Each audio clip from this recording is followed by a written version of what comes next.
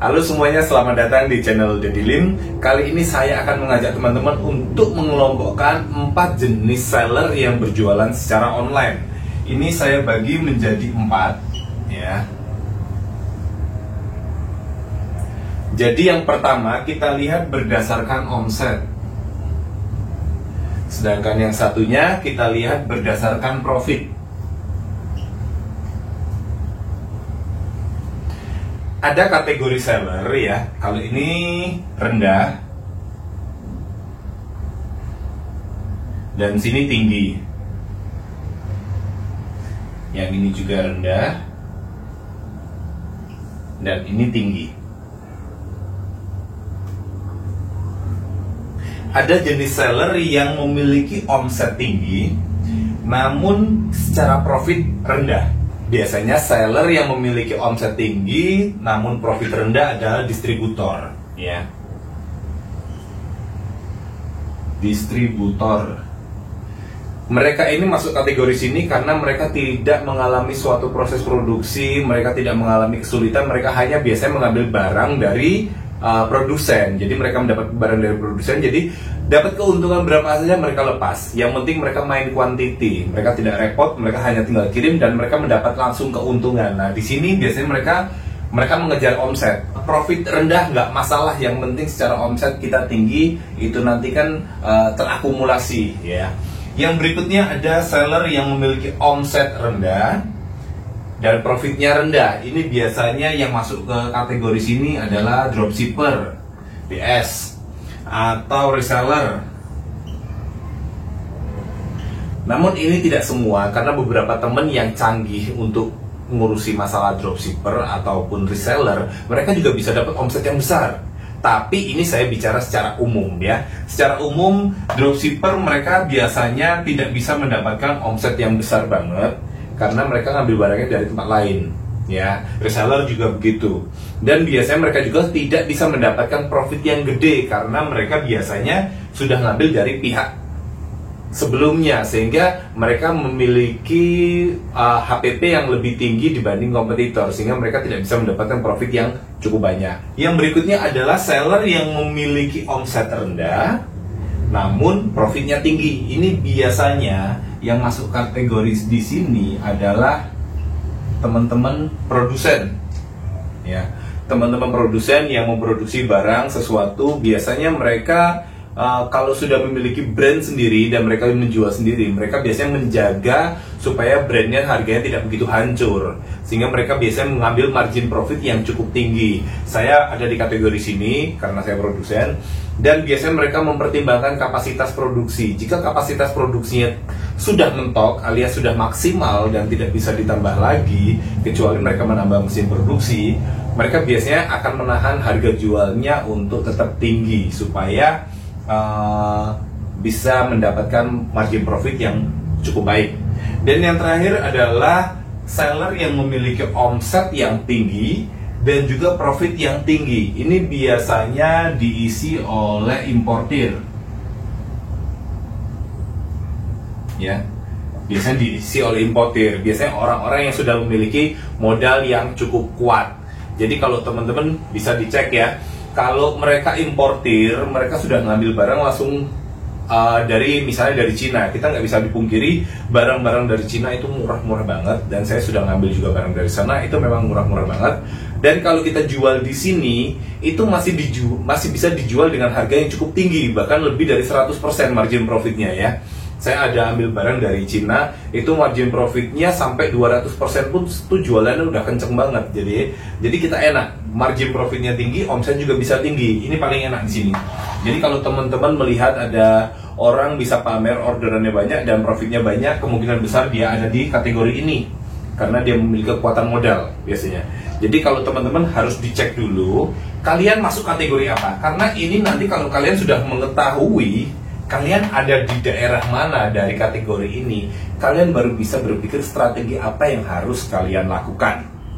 Yang pertama, jika ini yang paling rendah ya, jadi rendah, omset rendah, lalu profitnya juga rendah. Jadi jika Anda berada di zona ini, berarti Anda berada di level terbawah dari suatu siklus bisnis.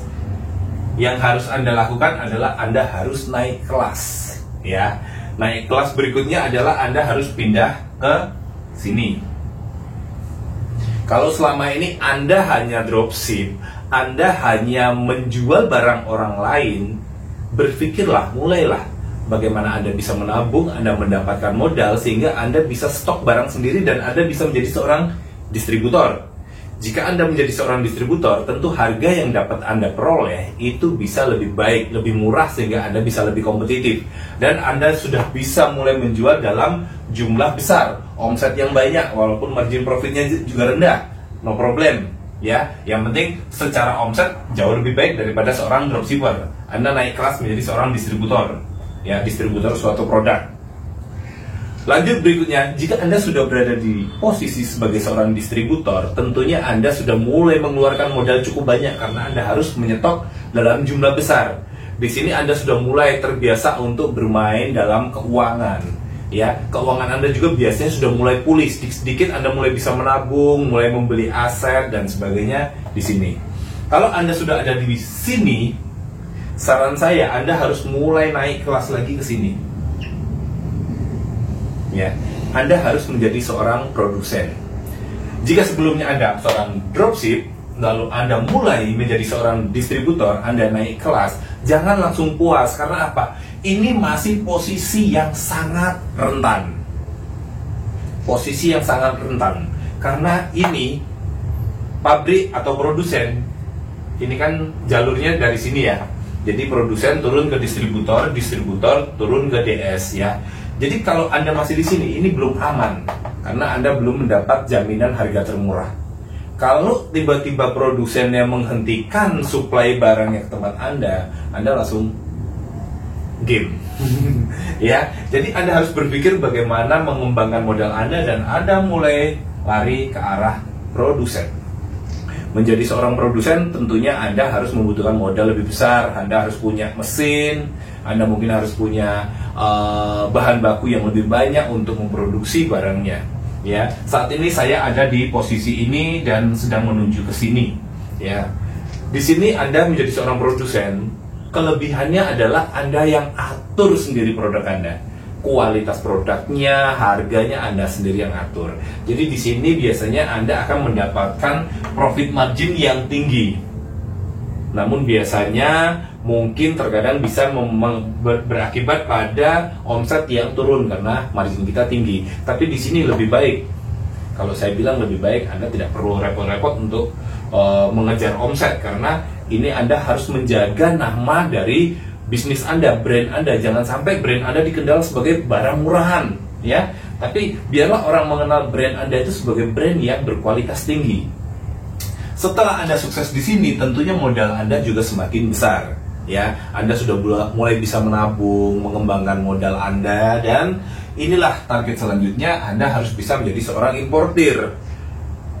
Mengambil barang di luar negeri, jujur aja kalau kita ngambil barang seperti saya ngambil barang di Cina, itu memang jauh-jauh memang sangat murah sekali. Kalau Anda mencari barang itu misalnya di Tanah Abang, misalnya Anda mendapat harga itu 50.000 di Tanah Abang, saat Anda mengambil itu di Cina mungkin harganya hanya 10.000, ya, hanya 10.000 ditambah mungkin ongkos kirim sampai sini mungkin jadi 20.000 lah katakan.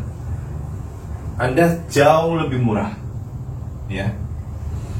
Saat Anda mengambil di Tanah Abang 50.000, HPP Anda kalau ngambil langsung dari importir adalah 20.000, Anda bisa menjual ini dengan harga 40.000. Tanah Abang mati semua, ya. Tanah Abang jual 50.000, Anda jual 40.000. Untung nggak? Untung karena modal Anda hanya 20.000, ya. Modal Anda hanya 20.000 dan untungnya besar nggak? Besar karena untungnya 100%. Keuntungannya 100%. Saya ambil barang dari Cina kemarin, itu di Tanah Abang harganya jual lebih mahal. Saya jual di online itu lebih murah, itu aja untungnya sudah 3 kali lipat. Ya, untungnya besar dan laris. Ya, sangat laris. Jadi, mari kita analisa, mari kita evaluasi posisi di manakah kita saat ini. Kalau kita masih ada di sini, jangan langsung terbuai dengan omset yang ada di sini karena memang kita belum sampai di sana, ya. Jadi kalau Anda masih sebagai DS, Anda masih sebagai dropshipper, reseller, yang harus Anda fokuskan, Anda pikirkan adalah bagaimana Anda bisa menjadi seorang distributor yang memiliki produk. Kalau misalnya sekarang Anda jualan tas, ya, Anda jualan tas, Anda nggak punya modal, Anda hanya jualan gambar. Begitu tas itu laku, Anda minta supplier Anda untuk mengirimkan. Berarti kan Anda tanpa modal dan Anda mendapat keuntungan langsung. Anda harus mulai naik kelas menjadi seorang distributor. Anda bilang sama supplier Anda, teman-teman bisa bilang, oke, saya sudah bisa menjual nih, mungkin sehari bisa laku 10 tas. Bagaimana kalau saya jadi distributornya aja? Tapi harganya pasti lebih murah dong, ya kan? Kalau mungkin awalnya tas kita ambil sebagai DS 100.000 HPP-nya, karena kita ngambilnya ngecer ya, ini hampir seperti ngecer. Kalau kita menjadi distributor, mungkin sekali ambil, oke, saya berani ambil 1000 pasang, 1000 piece tas. Mungkin dari distributor kita bisa memberikan harga 85.000. Tentu kita bisa berhemat 15.000 dari satu item. Ya, di sini kita bisa berhemat, dan di sini kita bisa mungkin awalnya kita dari modal 100, kita jual 110. Profit kita hanya dapat 10, omset kita juga nggak bisa banyak karena kita jualnya mahal. Sedangkan di sini kita bisa mendapat harga lebih murah, kita bisa jual ini di angka mungkin 95. Kita masih mendapat profitnya nggak banyak karena kita cuma ambil profit 10.000, tapi dengan harga seperti ini kita akan menang bersaing dengan orang lain.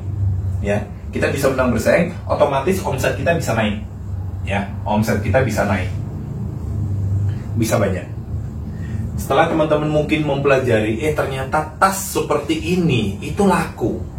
Ya, tas yang saya jual ini ternyata diserap pasar. Tas yang saya jual ini ternyata direspon pasar dengan baik. Bagaimana kalau saya produksi sendiri? Pelajari bagaimana kita memproduksi tas tersebut. Adakah kita kerjasama dengan penjahit dan lain sebagainya sehingga kita bisa memproduksi. Mungkin setelah kita produksi, kita mendapatkan nilai 75 HPP-nya. Sebagai DS, HPP yang kita dapatkan 100.000. Sebagai distributor, kita mendapatkan harga 85. Dan ternyata kalau kita produksi sendiri, kita mendapatkan harga 75. Di sini, kita bisa mungkin jual, aku nggak mau tasku umum seperti pasaran. Saya maunya tasku tuh istimewa. Brand yang saya usung, brand saya sendiri. Saya ingin brand saya itu terkenal sebagai produk yang bagus. Oke, saya dari yang sini saya buat kualitas yang lebih baik di produk saya. Saya jual lebih mahal mungkin 125. Di sini margin profit saya bisa sampai 50.000 per item. 50.000 per item. Cukup besar. Tapi dengan harga 125 tentu kita kalah bersaing dengan bahkan DS. Namun di sini kita memiliki brand, dan disinilah yang keuntungan kita memiliki brand dan itu kita kembangkan. Ya, setelah kita ada di sini, modal kita semakin kuat. Ternyata di Cina harga tas itu ditambah dengan bea masuk, pajak dan ongkos kirimnya, ternyata sampai sini tuh hanya 40.000. Harganya hanya 40.000 HPP-nya. Anda bisa jual mungkin di harga 80.000. Anda sudah untung 100%. Anda sudah dapat keuntungan 100%. Dan dengan harga 80.000 gak ada saingan. Anda jual paling murah karena yang ini jual 95, ini 110, ini 125, Anda jual 80. 80 aja Anda untung 100%. Ya. Jadi di sini teman-teman, saya ajak teman-teman untuk mempelajari dulu kita ada di area mana, di zona manakah bisnis saya sekarang. Apakah saya masih seorang dropshipper, apakah saya masih distributor, produsen, atau saya sudah seorang importir besar. Dan jika teman-teman sudah mengetahui lokasinya ini di mana, dan teman-teman sudah mulai menganalisa dan mulai mengatur strategi apa yang harus saya lakukan. Jadi kalau teman-teman ada di sini dan mungkin teman-teman penjualannya banyak, jangan senang dulu ya. Dunia berputar begitu cepat. Mungkin hari ini teman-teman di DS bisa jual 100 order sehari, mungkin kita tidak tahu apa yang akan terjadi tahun depan ya. Semua bisa berubah dan kompetisi akan makin ketat dan harga akan makin kompetitif. Tentu ini akan banyak menekan teman-teman yang bermain di DS. Jadi kalau teman-teman saat ini masih bermain di sini, yuk pikir strateginya bagaimana bisa naik ke sini.